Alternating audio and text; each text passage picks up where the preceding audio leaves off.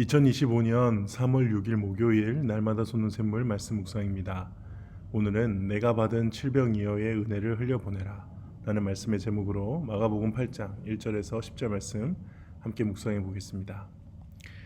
그 무렵에 또 큰 무리가 있어 먹을 것이 없는지라 예수께서 제자들을 불러 이르시되 내가 무리를 불쌍히 여기노라. 그들이 나와 함께 있은지 이미 사흘이 지났으나 먹을 것이 없도다. 만일 내가 그들을 굶겨 집으로 보내면 길에서 기진하리라. 그 중에는 멀리서 온 사람들도 있느니라. 제자들이 대답하되 이 광야 어디서 떡을 얻어 이 사람들로 배부르게 할 수 있으리까? 예수께서 물으시되 너희에게 떡 몇 개가 있느냐? 이르되 7이로소이다 하거늘 예수께서 무리를 명하여 땅에 앉게 하시고 떡 7개를 가지사 축사하시고 떼어 제자들에게 주어 나누어 주게 하시니 제자들이 무리에게 나누어 주더라. 또 작은 생선 2마리가 있는지라. 이에 축복하시고 명하사 이것도 나누어 주게 하시니 배불리 먹고 남은 조각 7광주리를 거두었으며 사람은 약 4,000명이었더라. 예수께서 그들을 흩어보내시고 곧 제자들과 함께 배에 오르사 달마누다 지방으로 가시니라. 아멘. 내용관찰 질문입니다. 1번, 사흘이나 예수님과 함께한 무리에게 어떤 문제가 발생합니까? 오병이어 때와 비슷한 사건이 발생하죠. 먹을 것이 없습니다. 그래서 집으로 돌아보내면은 길에서 기진할 것 같다. 이렇게 예수님이 걱정하시죠. 이전 오병이어의 기적과 다른 점을 보면요. 일단은 떡의 개수가 다르죠. 5개에서 7개로 늘었고요. 먹인 사람의 수도 다릅니다. 그렇죠? 그리고 그때는 하루에 있었던 일인데요. 지금은 예수님이 무리들과 무려 3일이나 같이 있었습니다. 그러니까 3일 동안 예수님이 말씀을 가르치고 굉장히 오랫동안 그들과 함께 하셨다는 거죠. 그리고 그때는 12바구니였어요. 이 바구니와 광주리는 의미가 다릅니다. 그리고 지금은 광주리죠. 그리고 시간과 장소도 분명 오병이어 때와 차이가 있습니다.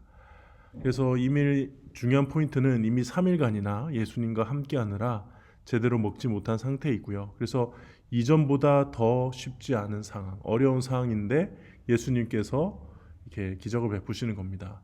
참 신기하죠. 오병이어 기적을 분명 경험했습니다. 그럼에도 불구하고 똑같은 상황 혹은 좀 더 힘든 상황이긴 하지만은 비슷한 상황에서 제자들은 조금도 영적인 진보를 보여주지 못합니다. 그 점이 참 오늘 본문의 묵상할 포인트자 좀 재미있는 부분이죠. 내용 관찰부 질문 2번입니다. 예수님께서는 어떤 방법으로 무리를 채워주십니까? 오병이어 때와 비슷하게 축사하시고 제자들에게 나누어 주게 하시죠.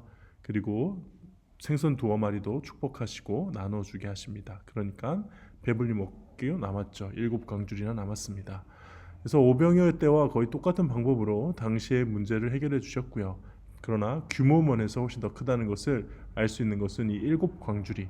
이 광주리라는 단어는요, 사람이 들어갈 수 있는 정도의 큰 바구니입니다. 반면에 이제 마가복음 6장에 나왔던 이 바구니라는 단어는 개인이 들고 다녔던 휴대용 작은 바구니죠. 그래서 우리가 이걸 같은 거라고 생각하면은 할 수도 있는데 그 사실 좀 분명 다른 단어를 사용했다는 점에서 아마도 이전보다 더 많은, 더 큰, 더 이제 풍성하게 하나님께서 주님께서 채워 주셨다는 것을 보여주고 있습니다.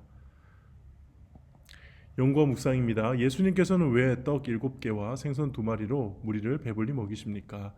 제일 중요한 건 이번 2절에 나온 부분이죠. 내가 무리를 불쌍히 여기노라. 불쌍히 여기노라.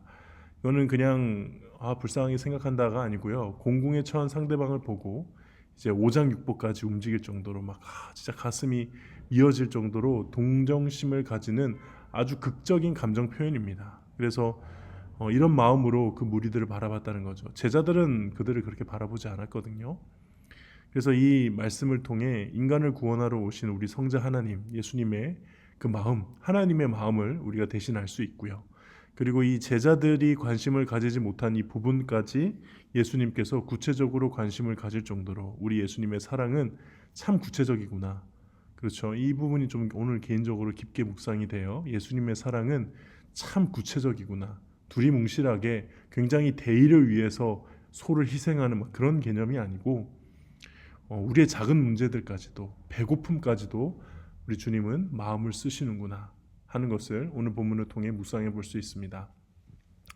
느낀 점입니다. 연약한 사람들의 필요에 깊은 사랑과 관심을 가지고 그 문제를 실제로 해결해 주시는 예수님의 모습을 보면서 무엇을 느낍니까? 오늘 이 느낀 점 질문이 참 저의 묵상의 방향과 너무 같아서 좋은 것 같아요. 저도 그 부분이 참 컸거든요. 기적의 포인트, 많은 부분이 여기서 이 본문 갖고 설교할 때 이 제자들이 성숙하지 못한 모습들 이런 것들 많이 이제 묵상하죠. 똑같은 기적인데 왜 어? 그때와 같은 믿음을 그때는 이제 처음이니까 그렇다 치더라도 이번엔 좀 믿음으로 주님 그때 오병이어 했던 것처럼 주님이 하실 수 있습니다. 뭐 이런 식으로 믿음을 보여줘야 되지 않느냐는 식의 설교가 좀 있죠. 근데 그것도 그건데 예수님께서 저는 오늘 이 본문에서 특별히 불쌍히 여기시는 이 모습 그리고 이게 돌아가서 기진할까봐 걱정하시는 굉장히 구체적이잖아요.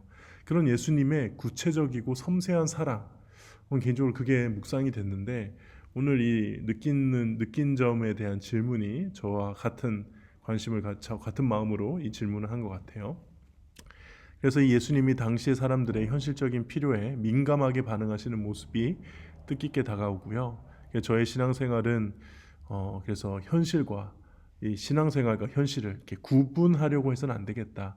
나의 신앙생활은 현실이다. 현실은 나의 신앙생활이다. 그러니까 나의 일상도 하나님을 향한 신앙의 영역이고 심지어는 먹고 마시는 이 생존에 관한 부분도 우리 주님께서 깊은 관심을 가지고 계시다. 이 사실을 기억해야 되는 거죠. 그러므로 이런 문제가 발생하면 나 혼자만 해결하려고 끙끙 앓지 말고 언제나 하나님 앞에 진솔하게 내놓아야겠다. 오늘 좀 그렇게 묵상을 해봅니다. 그래서 하나님과 동행하는 삶은 나의 구체적인 문제를 외면하지 않습니다. 오히려 그 현실조차도 하나님 앞에 다스림을 받는 것이죠. 나는 정말 나의 현실을 하나님 앞에 내놓을 준비가 되어 있는가? 언제나 말은 그렇게 하지만 중요한 순간에 내 방식대로 하는 것을 우선하지 않는가? 좀 제 삶을 돌아봅니다. 저는 좀 그런 게 있었던 것 같아요. 그러니까 뭔가 먹고 마시는 거에 대해서 너무 지나치게 고민하고 그런 것들을 막 기도 요청하고 하고 하면 뭔가 믿음이 없어 보이는 그러니까 믿는다는 것은 하나님께서 다 해주실 거야. 나는 좀 고상하고 하나님 나라의 뜻과 의만 구하면 그건 구하는 것 자체가 믿음이 낮은 거야. 막 이런 식의 마음이 좀 있었던 것 같은데 그 또한 하나님 앞에서 올바른 신앙이 아니다라는 것을 개인적으로 좀 묵상해 봅니다.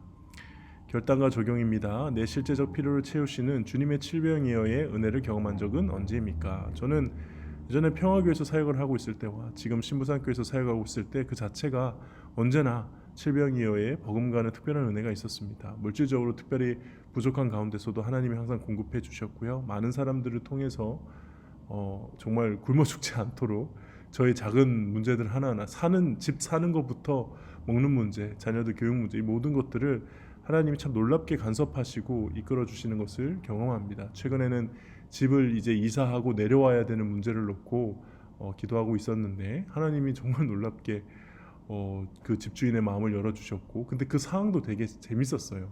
저희 어머니와 우리 아내가 깊게 대화를 나누는 가운데 하필 그 대화를 나누는데 집주인에게 전화가 와서 모든 게 술술 풀리는 막 그런 경험을 했거든요.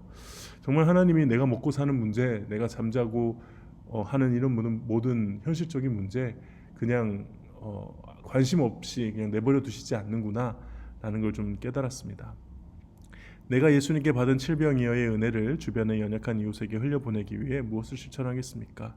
이거는 제가 많이 가지게 되면 흘려보낸다 이 생각을 하면 안 될 것 같아요. 그냥 지금 내 주머니에 있는 것을 작은 도움이라도 거절하지 않고 다른 사람들에게 흘려보낼 수 있는 그런 친절함을 가지기 위해 특별히 개인적으로는 구제 헌금에 대한 계획을 더 준비해야겠다 그런 생각을 했습니다.